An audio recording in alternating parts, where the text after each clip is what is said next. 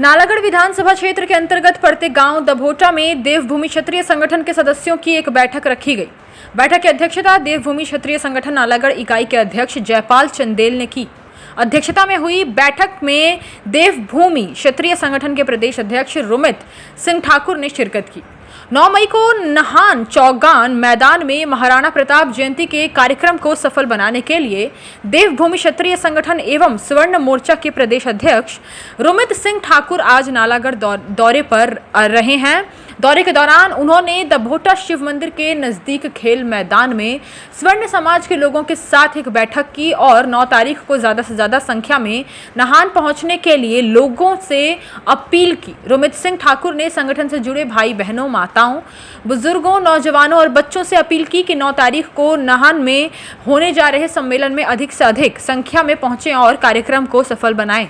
उन्होंने कहा कि पूरे प्रदेश भर में यह बैठकें चल रही हैं और उनका लक्ष्य 1 लाख से ज़्यादा स्वर्ण समाज के लोगों को एकजुट कर सरकार में बैठे लोगों को यह संदेश देना है कि समाज को बेहतर बनाने में स्वर्ण समाज के लोगों का भी सहयोग रहता है और स्वर्ण समाज के लोगों को अनदेखा नहीं किया जा सकता। उन्होंने कहा कि इस बारे में विधानसभा चुनावों में उनकी पार्टी द्वारा जितनी विधानसभाओं की सीटों पर प्रत्याशी उतारे गए थे वह हारे हैं नहीं है बल्कि स्वर्ण समाज की जीत हुई है। उन्होंने कहा कि उनका लक्ष्य चुनाव नहीं है बल्कि स्वर्ण आयोग का गठन करना है, उनकी प्रमुख उद्देश्य है। उन्होंने बताया कि महाराणा प्रताप जयंती के उपलक्ष्य पर उनके द्वारा मुख्यमंत्री को भी आमंत्रित किया गया है और उन्हें यकीन है कि वह जरूर इस सम्मेलन में शिरकत करेंगे। जी नमस्कार। सबसे पहले आज हम लोग दभोटा गांव में हैं और जिस प्रकार से 9 मई के कार्यक्रम की तैयारियां चली हैं, पूरे प्रदेश भर में चली हैं और पूरे प्रदेश में बैठकों का सिलसिला जारी है। 9 मई का कार्यक्रम महाराणा प्रताप जयंती है और महाराणा प्रताप जयंती के अवसर पर ये हिमाचल प्रदेश का आज तक का सबसे पहला और बड़ा कार्यक्रम है जिसका लक्ष्य 1 लाख रखा गया है। इस कार्यक्रम के माध्यम से स्वर्ण समाज को एकत्रित करके इस हिमाचल प्रदेश में सत्ता में बैठी जितने भी ये लोग हैं, इन लोगों को हम लोग दिखाना चाहते हैं, बताना चाहते हैं कि हमारी एकता आज भी बरकरार है।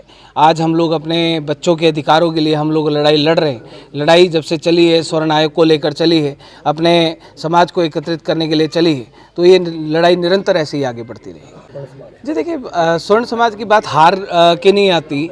सबसे बड़ी बात तो हम लोग जीत ही इस चीज़ को मानते हैं क्योंकि पूरे देश में आज तक कभी ऐसा नहीं हुआ कि स्वर्ण समाज ने कभी स्वर्ण समाज के नाम पर चुनाव लड़ा हो। हमने इस लड़ाई को, जिस लड़ाई को हम लोग लेकर चले थे, आज हिमाचल प्रदेश में ये जो चुनाव 2022 में अभी विधानसभा के हुए थे, 10 सीटों के ऊपर हम लोग मार्जिन बने और 10 सीटों पे हमने भाजपा कांग्रेस के विधायकों को, मंत्रियों को हम लोगों ने हराया है।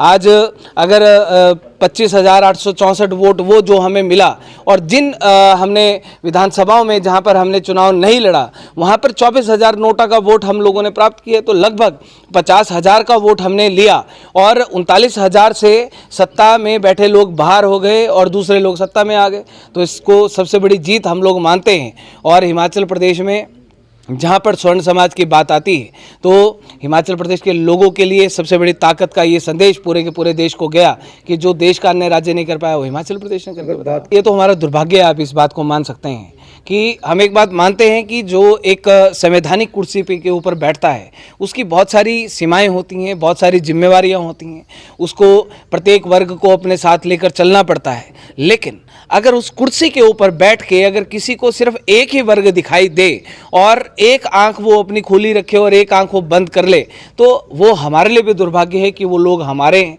और उस कुर्सी पर बैठ के अगर हमारे समाज के, हमारे बच्चों के लिए कोई निर्णय नहीं हो पाता है, कोई योजना नहीं बन पाती है, कोई पॉलिसी नहीं बन पाती है, तो उससे बड़ा दुर्भाग्य हम हिमाचल प्रदेश के चाहे राजपूत समाज चाहे स्वर्ण समाज को के लिए क्या हो सकता है। देखिए, बात ऐसी है कि अभी 9 मई का महाराणा प्रताप जयंती का कार्यक्रम है। इस कार्यक्रम को हम लोग सफलतापूर्वक पूरा करेंगे, 1 लाख की संख्या का लक्ष्य को हम लोग पूरा करेंगे। और जहाँ पर रणनीति की बात आती है तो अभी इन लोगों के पास समय है। प्रदेश के मुख्यमंत्री साहब को हमने इस कार्यक्रम में मुख्य अतिथि के तौर पर हमने बुलाने का प्रयास किया है। वो आते हैं तो या नहीं आते, ये जिम्मेवारी उनके ऊपर है। यहाँ से दभोटा गाँव से और इस हिमाचल प्रदेश का नाम पद्म भूषण अवार्ड लेकर हमारे भाई ने जो देश का नाम रोशन किया, भाई अजय ठाकुर जी, वो विशेष अतिथि के तौर पर इस कार्यक्रम में शिरकत कर रहे हैं। और जहाँ पर अगली बात आती है, अभी तो 2024 है, 2025 है, 27 है, उसके बाद बहुत सारा ऐसा समय आएगा जब हम अपनी ताकत का एहसास कराएंगे। और ताकत का एहसास करा के वो दिन दूर नहीं है कि जब इस हिमाचल प्रदेश में स्वर्ण समाज का झंडा हम लोग लहराएंगे, वो समय बड़ा नज़दीक आएगा।